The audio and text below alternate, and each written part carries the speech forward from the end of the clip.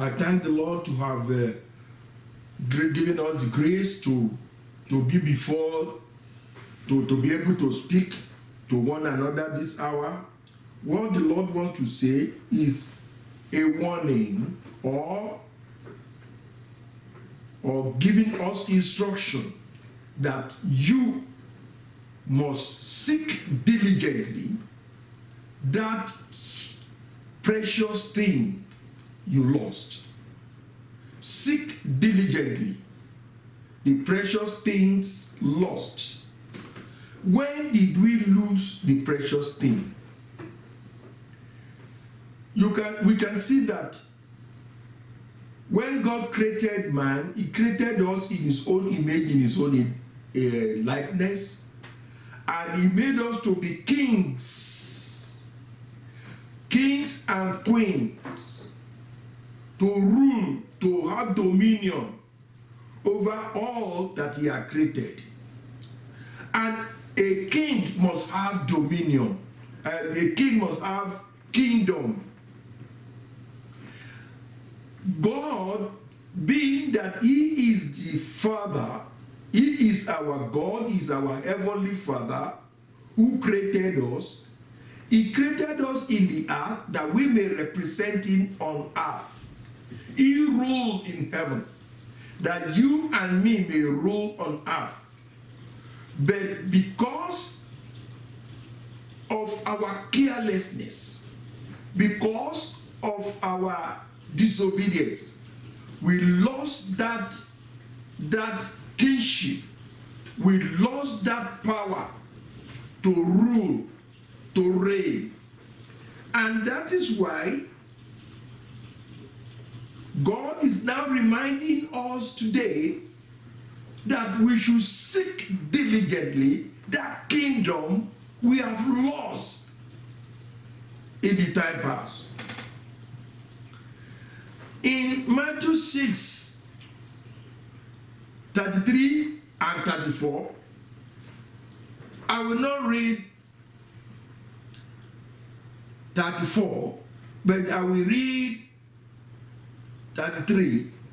In Matthew 6, 33 says, "Seek ye first the kingdom of God and his righteousness, and every other thing shall be added to it," to you.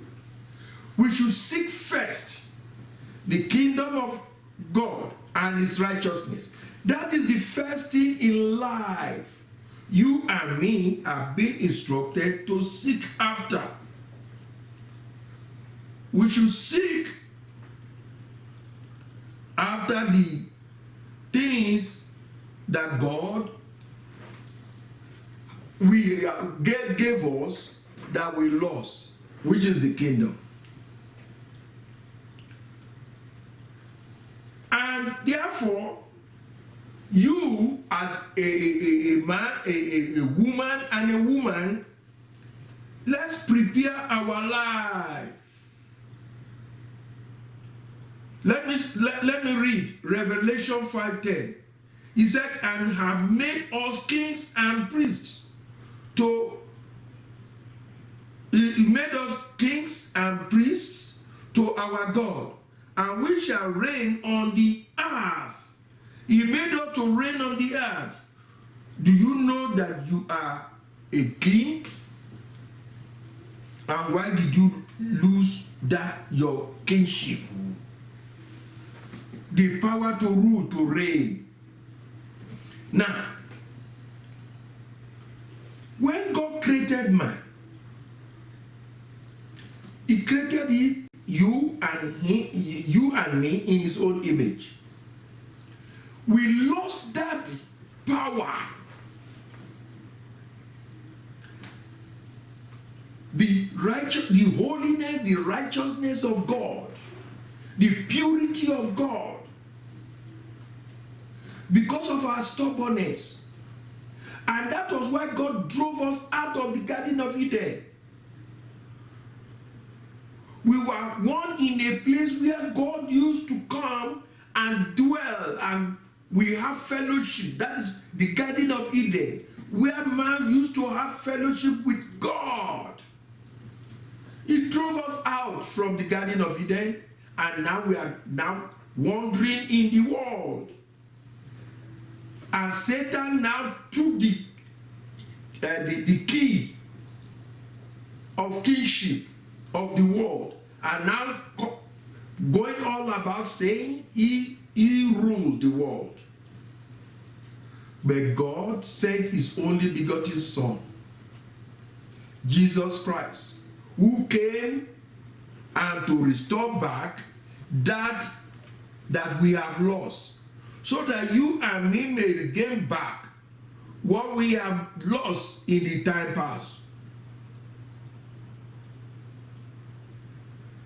So that you and me can be what he planned us to be. You and me can be what he planned us to be. Where is the kingdom of God? God the Father. Let us go, he said, the God in Matthew 6:9-10, Matthew 6:9-10, let me tell you, Jesus, when he came to this world, he came to show us the Father. He came to make us know whom we are. In God's faithfulness, he will not allow he didn't call us to himself in vain. He called us that we may rule, and that we may obtain what he has promised us, which is the kingdom of God. Jesus came to show us our Heavenly Father. He taught us the way to heaven. He came to show us how to have a fellowship with him. He came to show us the Father. He came to show us how to pray, how to have fellowship with him, how to commune with our Heavenly Father, how to regain back that kingdom which we have lost. What we lost that we need to seek at is the kingdom of heaven. And how to get it is what Jesus came to give us, to show us. And that is why when he started, he showed us in Matthew 6:9-10 how to pray. They pray then in this way: Our Father who is in heaven, hallowed be your name. Your kingdom come. Your will be done on earth as it is in heaven. Who is that your Father? If your Father is in heaven, don't you know that is where your Father is where you're supposed to be? Where your Father is where you're supposed to be. This world is a marketplace. Is a farmland. We have come to farm. And after farming, in the evening, you will go back home to give account of the stewardship of what you have done in the farm. This world is a farm place, it's a farmland which God has brought you. You will still go back home to meet your Heavenly Father. And if you go back home, where are you going to be?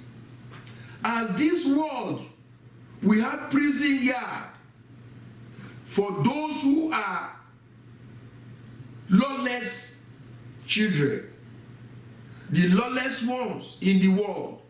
That is why God has the hell, is the prison yard in heaven for those who are lawless. First of all, he built that prison yard. It's not for his own children.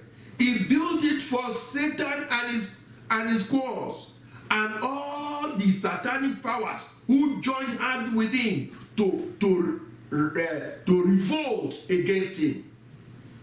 Who revolted against him. That was what he built that hell for. But any man or woman, anyone that followed Satan, who told the lineage of satanic powers, who followed the lies of Satan, will also go into that prison yard where you go to heaven, by the time you go back home. Now that you are sent to this world and you begin to do the work of satanic powers, you are responsible to the work of satanic powers.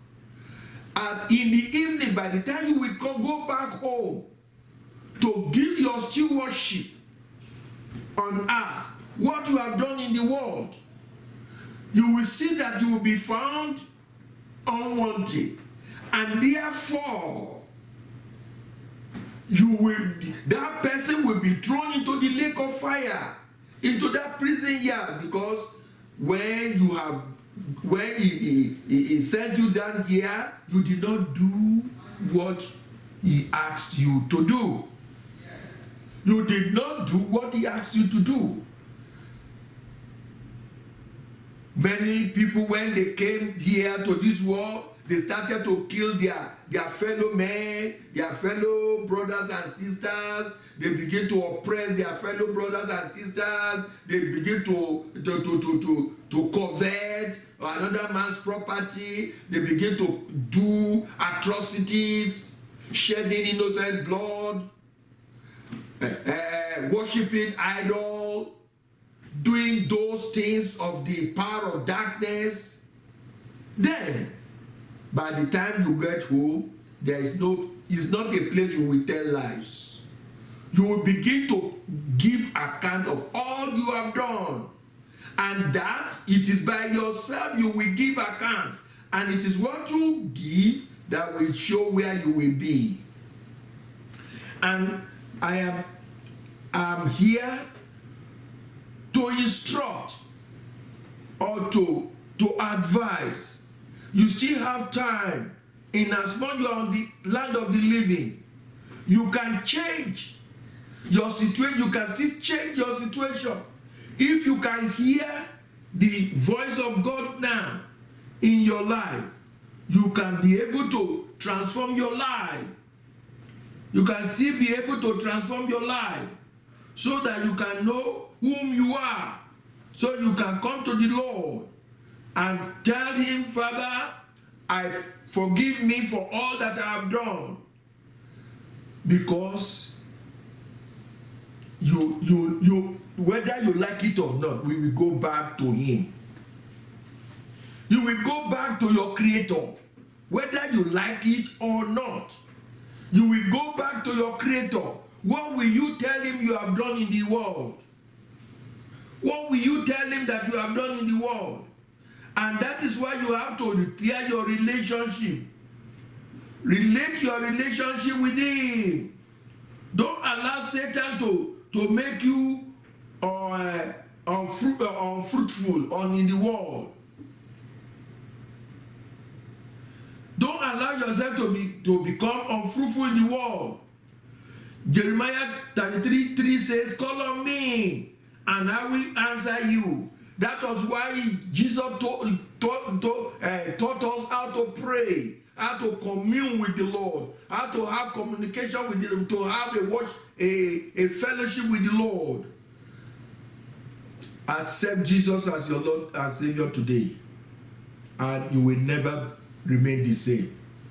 If you accept Jesus as your Lord and Savior today, you will never remain the same. Your situation will be transformed. By the time he comes back, when the trumpet shall be sound, you'll be among those that will be lifted up. We go and reign with him. that as he will be coming, you will go with him to reign with him in his kingdom. My brothers and my sisters, repent from all the evil ways you have been, the way that you have been following. Repent. Repent. Come unto the Lord.